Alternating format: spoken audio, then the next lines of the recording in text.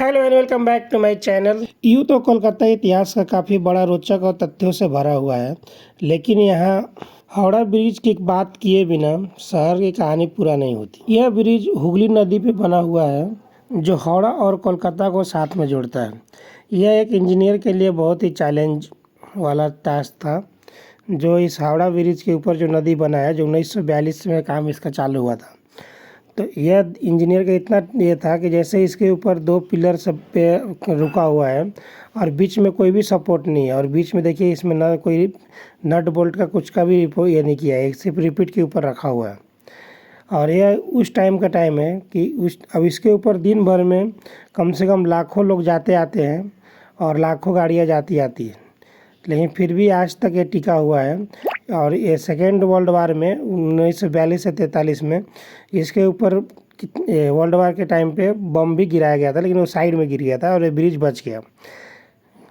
लेकिन सोचने वाली बात यह है कि जापान के बम से तो बच गया, लेकिन आजकल के इंडिया के लोग जो गुटखा खा के इसके ऊपर थूक रहे हैं, उससे बचना मुश्किल हो गया इसके, क्योंकि गुटखा खाने से इसके ऊपर जंग लगना है सबका इसका है। चलिए आइए आज हम जानते हैं कोलकाता हावड़ा ब्रिज के बारे में, और इसको डिटेल में आज जानकारी हम लोग निकालते हैं। यह ब्रिज इंडिया की सबसे बड़ी ब्रिज है और सबसे व्यस्त वाली ब्रिज है, मतलब इसके ऊपर आन जान बहुत ज़्यादा है। और लेकिन इसके पीछे बनाने के पीछे बहुत बड़ा इतिहास भी है, क्योंकि बहुत से लोगों को पता नहीं होगा, लेकिन 18वीं सेंचुरी के मिड में अंग्रेज़ों ने लगभग पूरा भारत के ऊपर अपना राज्य स्थापित कर चुके थे। अब राज्य चलाने के लिए अंग्रेज़ों ने क्या किया कि बड़े बड़े शहरों को इन लोगों ने निर्माण करवाना चालू किया। जैसे कि बड़े बड़े शहरों में क्या होता था, इनको ट्रांसपोर्ट करने के लिए या कुछ भी सामान ले आने के लिए इनको बहुत तकलीफ़ होता था। तो इसलिए 1853 में इन लोगों ने क्या सोचा कि 1853 में हम लोग वेस्ट बंगाल को हावड़ा में हम लोग एक रेलवे का स्टेशन खोलेंगे। क्यों? क्योंकि रेलवे स्टेशन अगर वहाँ पर रहेगा तो वहाँ से ये रहेगा कि इनको सामान लाने ले जाने के लिए ईजी हो जाएगा। तो 1853 में इन लोगों ने रेलवे का निर्माण करवाने के लिए हावड़ा के इधर इन लोगों ने चुना। तो उस टाइम पर 1853 में हावड़ा निर्माण करने के लिए इन लोगों ने इंजीनियर का टीम बुलाया और उसके ऊपर एक किया। लेकिन उस टाइम पे हुआ यूँ कि इन लोगों ने जो शिप भेजा था हावड़ा के लिए, वो शिप गलती से ऑस्ट्रेलिया चला गया, क्योंकि रास्ता भटक गया। तो हावड़ा आने की जगह पे वो ऑस्ट्रेलिया चला गया, इसलिए वो प्रोजेक्ट 1 साल लेट हो गया। फिर से उन लोगों ने 1854 में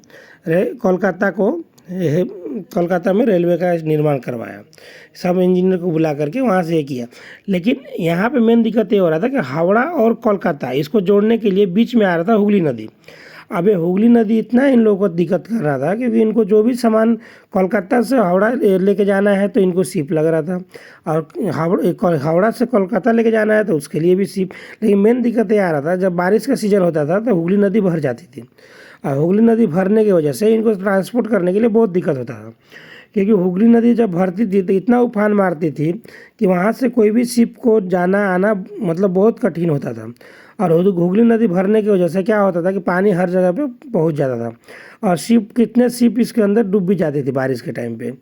तो अंग्रेज़ों ने क्या सोचा कि अब इसके लिए हम लोग क्या करें, क्योंकि आते आते जैसे जैसे समय बीतते गया हुगली नदी के ऊपर इतना ज़्यादा ये होने लगा कि मतलब इसके वजह से इन लोगों को सोच में पड़ गए कि अब इसको हुगली नदी को क्या किया जाए।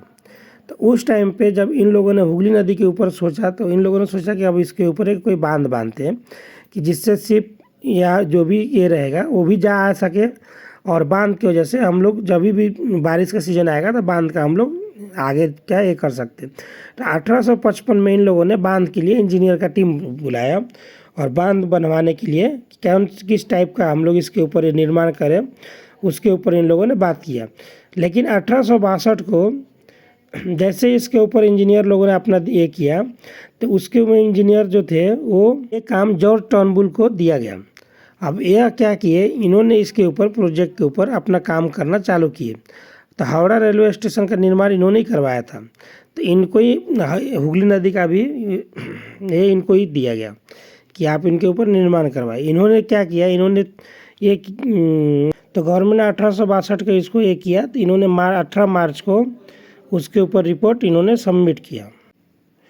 तो उसके ऊपर गवर्नमेंट ने इसके ऊपर सेक्शन कर दिया 1862 में। फिर उसके बाद इसका जो निर्माण का काम था वो चालू हुआ।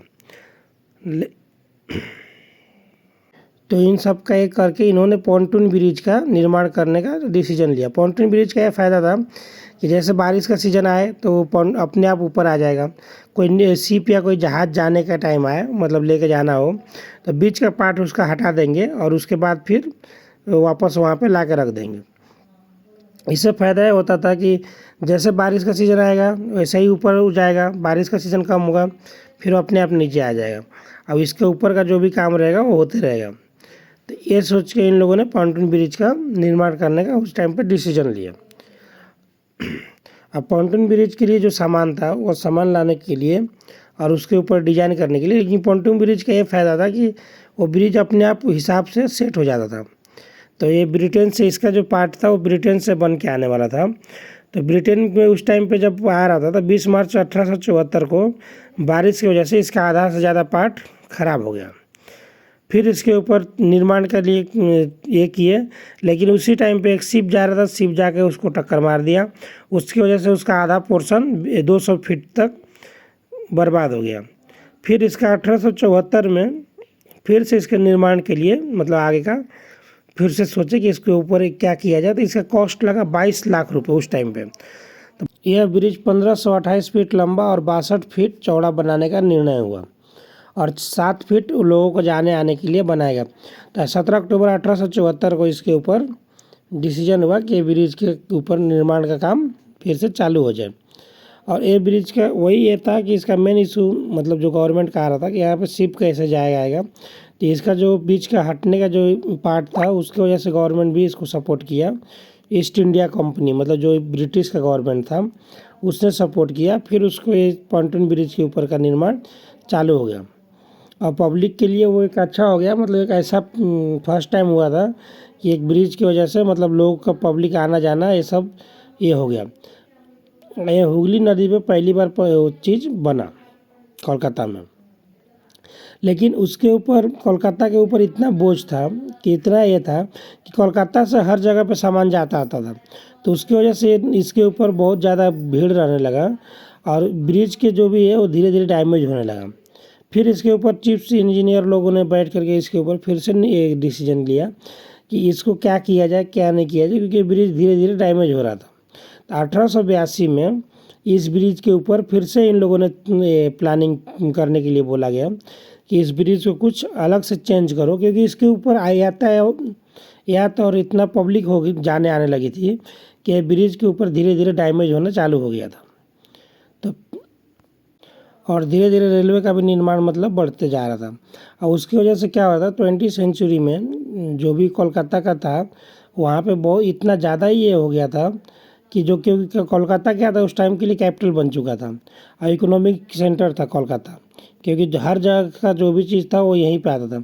इसकी वजह से जो पॉन्टून ब्रिज बना हुआ था उसके ऊपर ओवरलोड ज़्यादा हो रहा था, क्योंकि पब्लिक वहाँ से ज़्यादा आना जाना ये सब चेक करने लगा था। 1905 में इसके ऊपर जो ये हुआ, तो इसके ऊपर फिर से डिसीजन हुआ कि इसको अभी मतलब रिपेयरिंग किया जाए या क्या किया जाए। तो नया उन लोगों ने फिर क्या सोचा कि रिपेयरिंग से अच्छा नया ब्रिज का निर्माण किया जाए। तो ये ब्रिज का निर्माण करने के लिए फिर से इसके लिए ये टेंडर निकालने का और ये सब का काम चालू हुआ। और ये ब्रिज का मतलब किसको टेंडर मिलेगा क्या होगा उसके ऊपर क्या हुआ। तो 1906 में इसका फिर से कमीशन बैठा और इस ब्रिज के ऊपर किसको क्या करना है उसके ऊपर फिर से डिसीजन हुआ, क्योंकि ये ईस्ट इंडिया कंपनी के ऊपर धीरे धीरे सरदर्द बन गया था, क्योंकि जाना आना हर चीज़ के लिए मतलब उन लोगों को बहुत ज़्यादा तकलीफ हो रहा था, क्योंकि कोलकाता उस टाइम पे सेंटर में था। तो फिर से इन लोगों ने जो उसके ऊपर का टेंडर निकालने का प्लानिंग किया। लेकिन पहले इन लोगों को लग रहा था पानी के अंदर से हम लोग बनाए कि जिससे ये ब्रिज मतलब ऊपर ऊपर ये रहेगा फिर पानी के अंदर जाएंगे। लेकिन वो सब ऐसा ही इन लोग का डिसीजन चलते रहा और यह निर्माण करने के लिए फर्स्ट टाइम इन लोगों ने, तो उस टाइम पे इन लोगों ने न्यू ब्रिज का टेंडर करने का प्लानिंग किया और उसका ये चल ही रहा था। तो उसके बीच में 1914 में से 1919 के बीच में वर्ल्ड वार आ गया। तो ये जो 3000 पाउंड का ये था तो उसके ऊपर उन लोगों ने डिसीजन ले ही रहे थे, तो वो सब कुछ क्लियर हो गया था। लेकिन वर्ल्ड वार सेकेंड चालू हुआ उसकी वजह से इसको फिर से रोकने का काम हो गया, क्योंकि वर्ल्ड वार सेकेंड में फिर से सब लोग एंगेज हो गए और सबका ध्यान वहाँ से भटक गया। और क्योंकि वर्ल्ड वार चालू हुआ तो सबका ध्यान उधर अपना इसके ऊपर लग गया। और इंडिया में भी क्या हुआ, इंडिया में भी मतलब क्रांतिकारी ये सब अपना चालू हो गया था, क्योंकि उस टाइम पे आंदोलन वगैरह इंडिया में भी बढ़ने लगा था। फिर ब्रिटिश ने क्या किया कि इसको कोलकाता को उसके ऊपर ध्यान हटा करके 1911 में ये लोग दिल्ली को अपना राजधानी बना दिया। और वर्ल्ड वार सेकेंड का जो 1914 में world war second world war first चालू होने वाला था 1914 से 1918 के बीच में, उसका वर्ल्ड वार में फिर सबके सब लग गए। तो ब्रिज के ऊपर किसी का फिर ध्यान आया ही नहीं। 1917 के में फिर से इसका जो डैमेज था तो उसके ऊपर ध्यान जा ही रहा था, लेकिन वहाँ के कुछ न करके सब लोग अपना वर्ल्ड वार के चल रहा था। लेकिन फिर से 1921 में वर्ल्ड वार ख़त्म होने के बाद ही फिर उसके बाद उसके ऊपर RN मुखर्जी को इसका ये बनाया गया और ये ब्रिज के ऊपर फिर से काम करने के लिए मतलब इसके ऊपर फिर से वर्क करने के लिए मीटिंग बैठाया गया और RN मुखर्जी को इसका अध्यक्ष बनाया गया ये ब्रिज का। तो 1922 में उन्होंने अपना ये ब्रिज के ऊपर ये काम करके और डिजाइनिंग के लिए इसको भेजा गया टीम को और इसके ऊपर टेंडरिंग हुआ। तो 1926 में इसके ऊपर जो हावड़ा ब्रिज का जो एक्ट था वो उसको लीगल किया, क्योंकि हावड़ा ब्रिज बनने के पहले बहुत ज़्यादा ही कहानी चल रहा था पहले इन लोगों ने, क्योंकि हावड़ा ब्रिज बनाने के पीछे इन लोगों का बहुत ये हुआ था। 1929 में इसका डिज़ाइन मतलब ऑलमोस्ट फिक्स हुआ था कि क्या करना है क्या नहीं करना है। फिर 1930 में इसके ऊपर काम करने का काम चालू होने वाला था, लेकिन उसके बाद भी इसके ऊपर क्या किया जाए क्या नहीं किया जाए इसके ऊपर का इन लोग अपना आपस में डिस्कशन चल रहा था, क्योंकि इसके इन लोग का प्लानिंग ये था कि ऐसा ब्रिज बनाया जाए कि जिससे जल्दी डैमेज ना हो और आगे तक चलते रहे, क्योंकि उस टाइम पे ब्रिटिश को थोड़ी पता था कि हम लोग 1947 में आज़ाद हो जाएंगे। क्योंकि ये जो 1935 तक इसके ऊपर चल रहा था, लेकिन उस टाइम पे हिटलर और इसका ये चल रहा था। और क्योंकि वर्ल्ड वार सेकेंड का भी आशा चल रहा था कि कहीं वर्ल्ड वार सेकेंड ना चालू हो जाए, तो इसके लिए फिर इस ब्रिज के ऊपर का ये चल रहा था कि क्या करना जाए क्या नहीं। तो ईस्ट इंडिया कंपनी ने इसके ऊपर फिर से टेंडरिंग करवाने का प्लानिंग किया 1935 में, कि इसके ऊपर एक्ट पास किया 1933 में। और 1936 में कोलकाता जो ब्रिज था इंजीनियर को सौंप दिया गया कि अब इसको आगे क्या करना है कैसे करवाना है वो अपना करवाए। हावड़ा ब्रिज जो BBJ थे उनको सौंपा गया, क्योंकि उन्होंने 1935 में इसको सौंपा गया, क्योंकि उन्होंने बहुत से रेलवे का प्रोजेक्ट और रेलवे का ब्रिज वगैरह का काम करवाए थे, इसीलिए इसका हावड़ा ब्रिज का भी जो काम था ये उनको ही सौंपा गया। और ये ब्रिज बनाने के पीछे क्या था कि इसको एक पिलर इन लोगों ने लगवाया था और एक पिलर का क्या हुआ कि ऐसे अचानक एक तरफ से उसका धंस गया, मतलब एक पिलर नीचे दब गया, क्योंकि ये ब्रिज के इतना हैवी था और इतना ये था क्योंकि थोड़ा अर्थक्वेक आया और वो धंसने की वजह से आजू बाजू के एरिया जितना था वो सब के सब डैमेज हो चुका था, क्योंकि ये पिलर इतना हैवी था। तो इसको फाउंडेशन बनाने के लिए ब्रिज का फाउंडेशन करने के लिए 2 साल लग गए थे, क्योंकि 1940 में इसका फाउंडेशन जाकर रेडी हुआ। और इसका टोटल जो स्टील जो लगने वाले थे वो 26,500 टन स्टील लगने वाला था। अब इतना 26,500 टन स्टील कहाँ से आएगा, तो इसको ब्रिटेन से आने वाला था। इसका जो भी मटेरियल था ये सब ब्रिटेन से आने वाला था, लेकिन 3,000 जो ये सप्लायर था 3,000 से ज़्यादा ब्रिटेन ने इसको सप्लायर नहीं कर पाया स्टील। तो वो रिमेनिंग जो स्टील जो था वो यहीं से इन लोगों ने ये किया। तो इसका जो बाकी का स्टील था वो तो जो रिमेनिंग स्टील बचा हुआ था वो रतन टाटा मतलब टाटा ग्रुप के कंपनी ने दिया था, क्योंकि उस टाइम पर रतन टाटा नहीं थे, तो टाटा ग्रुप ने उसका बाकी का रिमेन का स्टील था तो वो दिया। इसका जो 2313 फीट लंबा और 259 फीट चौड़ा ये ब्रिज का निर्माण हुआ, 71 फीट चौड़ा और ये साइड से जाने के लिए फुटपाथ 15 फीट का बनाया गया था कि जिससे आम लोग आना जाना इसमें कर सकें। और 1500 फीट इसका जो बीच का जो पिलर के बीच का जो एरिया था 1500 फीट का था और टोटल 39 पिलर इसमें ये लगे हुए थे। क्योंकि ये ब्रिज को बनाने के लिए इसके अंदर ना कोई नट ना कोई बोल्ट कुछ भी नहीं किया हुआ था, इसलिए इसके जो ये दिख रहा है ना इसका वेल्डिंग और जो रिपीट जो बोलते हैं, जो ये पीट पीट के बनाते हैं, उससे बनाया गया था। और इसका जो हाइट था वो 280 फीट का हाइट था पिलर का। और पिलर टू पिलर का जो इसका डिस्टेंस है वो 1500 फीट का डिस्टेंस था पिलर टू पिलर। और इसका जो नीचे का जो एरिया था वो थोड़ा सा कर्व करके बनाया गया था, बीच में थोड़ा हाइट रखा था और दोनों साइड का डाउन किया हुआ था, क्योंकि बीच में लोड ज़्यादा होता है। तो बीच का अगर डाउन रहेगा तो जैसे गाड़ी जाएगा आएगा तो नीचे होने का चांस रहेगा, इसलिए बीच का एरिया जो था वो थोड़ा सा हाइट करके रखा हुआ था। अब इसमें आप अगर देखेंगे तो ये गर्म करके उसको पीट पीट के बनाया हुआ था, कि उससे क्या होता है कि नट बोल्ट रहता है तो जाते आते समय में वो खुल सकता है। लेकिन जो इसमें अगर वो रिपीट का यूज किया रहेगा तो उससे क्या होगा कि इसको ये डैमेज होने का चांसेस बहुत ही कम रहता है। और इस ब्रिज का आप अगर ध्यान से देखेंगे तो यहाँ से वहाँ है, बीच में आप देखिए तो कुछ भी है ही नहीं।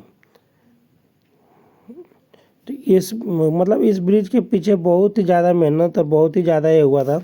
और ये ब्रिज 1946 तक बन के तैयार हो चुका था ऑलमोस्ट। लेकिन 1946 तक क्या हुआ था कि बीच में वर्ल्ड वार चालू हो गया था सेकेंड वर्ल्ड वार चालू हुआ था, फिर इसका काम धीरे धीरे ढीला पड़ गया, तो ये ब्रिज का उद्घाटन नहीं करवा पाया। और 20 दिसंबर 1942 को ये ब्रिज रेडी था, लेकिन वर्ल्ड वार के चलते इसको नहीं ये किया, इसलिए उस टाइम पे इसको लाइट न दिखा के इसको ढक के रखा गया। क्योंकि क्या है कि वर्ल्ड वार के टाइम पे बाहर से जहाज आकर के उड़ा सकती थी, लेकिन ये ब्रिज के आजू बाजू हर जगह पे बम फेंका, लेकिन इस ब्रिज के ऊपर नहीं फेंक पाया। क्योंकि अगर इस ब्रिज के उड़ाने के लिए जापान ने बहुत कोशिश किया था, लेकिन बच गया था। फिर उसके बाद क्या हुआ कि इसका जापान सुपर पावर हो गया, ब्रिटिश राज जो इंडिया के ऊपर था ये, तो जो ब्रिटिश राज था उसके बगल में चाइना था। लेकिन वर्ल्ड वार के टाइम पे क्या हुआ था कि इसको उड़ाने के लिए बहुत ही ज़्यादा कोशिश किया गया था कि इसको कैसे ना कैसे इस ब्रिज को ख़त्म कर दिया जाए। जापान ने उधर से जहाज भी भेजी थी, लेकिन इसको उस टाइम पे पूरा अंधेरा करवा दिया गया था शहर में। और उसको ब्रिज समझ के जापानी जहाज ने, जो उसका बगल में जितना ये था, वो टाउन के ऊपर बम गिरा के चले गए, नदी के आजू बाजू बम गिरा के चले गए। लेकिन ये ब्रिज उस टाइम पे बच गया, क्योंकि ये ब्रिज उनका मेन था, तो चाहते थे कि ब्रिज को कैसे भी ख़त्म कर दे। लेकिन 1947 में अपना देश आज़ाद हो गया, और उस टाइम पे ये ब्रिज का काम धीरे धीरे ख़त्म ही हो गया था। और 1947 में अपना देश आज़ाद हो गया, तो उस टाइम पे ब्रिटिश अपना इंडिया छोड़ के चले गए। लेकिन ये ब्रिज जो अपना बना हुआ था, ये ब्रिज को यहीं पे छोड़ के चले गए बिफोर 1993। तो 1993 से पहले इसमें ये था, लेकिन टर्म एक यूनिक चीज़ यहाँ पे बना के चले गए। और इसके ऊपर बहुत सारे मूवी बना था, ब्रिज के ऊपर, हावड़ा ब्रिज के ऊपर अलग अलग टाइम का मूवी, अलग अलग टाइम का ये। और रविंद्रनाथ टैगोर ने इसके ऊपर कहानी भी लिखे हैं। और ये इतना सुंदर, और इतना रात में देखेंगे तो बहुत ही सुंदर लगता है ब्रिज देखने के लिए। और इसके ऊपर बहुत सी ये हुआ था। और यहाँ पे मूवी शूटिंग और हर चीज़ का, और बस का, और इसके ऊपर भीड़ बहुत ज़्यादा आना जाना है। क्योंकि यहाँ पे जो भी कोलकाता से हावड़ा जाना चाहता है वो भी होता है। 20 मई 1972 को जब इंदिरा गांधी प्रधानमंत्री थे, उस टाइम पे इस ब्रिज के ऊपर थोड़ा सा मरम्मती का भी काम करवाया गया था। और इसके नदी का दूसरी तरफ एक और ब्रिज बनाने का निर्माण उन्होंने करवाया था। क्योंकि क्या था कि इसके ऊपर बहुत ज़्यादा भीड़ होने लगा था। फिर उसके बाद 1992 में एक और ब्रिज बगल में, इसका हावड़ा के साइड में एक और ब्रिज का निर्माण हुआ। क्योंकि हावड़ा ब्रिज के ऊपर क्या हो रहा था कि यातायात इतना ज़्यादा बढ़ गया था कि बहुत ही ज़्यादा मुश्किल हो रहा था। लेकिन वो तो हो ही रहा था, लेकिन इसके ऊपर गुटखी खा करके ये सब करके ये, तो उसके बाद गवर्नमेंट ने क्या किया, इसको रिपेयरिंग के लिए भी काम चालू करवाया। कि जिससे क्या होगा कि इसके ऊपर एक एक्ट बैठा कि जिसके ऊपर इसका हर साल में या 6 महीना में इसका हर जगह का रिपेयरिंग होगा। जो भी नट बोल्ट होगा, जो भी इसका रिपीट वगैरह कहीं खुला है कि नहीं, ये सब ये होगा। और इसके हर चीज़ का ध्यान दिया जाए।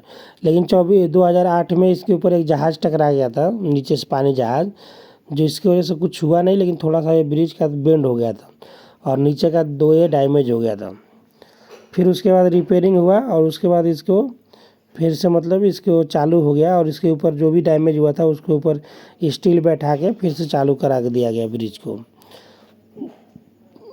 तो ये ब्रिज का मतलब बहुत ही बनने के पीछे बहुत बड़ा स्ट्रगल हुआ था, बहुत ही ज़्यादा बड़ा इतिहास है।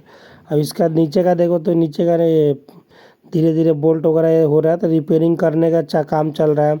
और साइड में अलग से ये लगाया जा रहा है, क्योंकि हो क्या रहा था, ये जो गुटखा खा खा करके लोग थूकते थे, उसकी वजह से इसका जो साइज़ था वो धीरे धीरे कम हो गया था। क्योंकि पहले से 6 mm साइज़ इसका घट गया, जहाँ पर 6 था वहाँ पर 3 mm तक आ गया था, इतना मतलब कम हो गया था।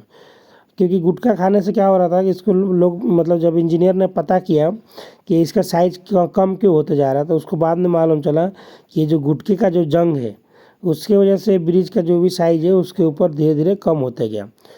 क्योंकि ये एक रिपोर्ट मतलब बहुत ही चौंकाने वाला आया था, क्योंकि वो जो गुटखे के अंदर जो एसिड होता था, एसिडिक लीक, उसकी वजह से इसका जो स्टील था वो धीरे धीरे जंग खा करके ये होने लगा था। उसको प्रोटेक्ट करने के लिए लोगों ने फिर बाद में अलग से स्टील काट के और उसको साइड से कवर किया गया। क्योंकि यहाँ क्या हो रहा था कि नीचे का जो भी एरिया था वो धीरे धीरे कम होता जा रहा था। तो ये ब्रिज के ऊपर फिर से रिपेयरिंग चालू हो गया, पेंटिंग वगैरह हर चीज़ मतलब टाइम टू टाइम इसके ऊपर ध्यान देने लगे। क्योंकि ये एक ऐतिहासिक ब्रिज है, इसको रखना बहुत ज़रूरी था। और इसके ऊपर यातायात जाना आना ये सब चालू रहता है। और लोग तो बोलते हैं कि रात को 12 बजे इसके ऊपर ब्रिज के ऊपर जाना आना बंद हो जाता है, दिन के 12 बजे बंद हो जाता है। अब इसके पीछे क्या कहानी है पता नहीं, लेकिन मतलब ऐसा लोग बोलते हैं। और ये ब्रिज का अभी भी देखिए तो ब्रिज से ऊपर से देखिए इतना अच्छा लग रहा है। और इसका देखिए बीच में कुछ भी नहीं है, दोनों साइड से पिलर के ऊपर एक खड़ा हुआ ब्रिज है।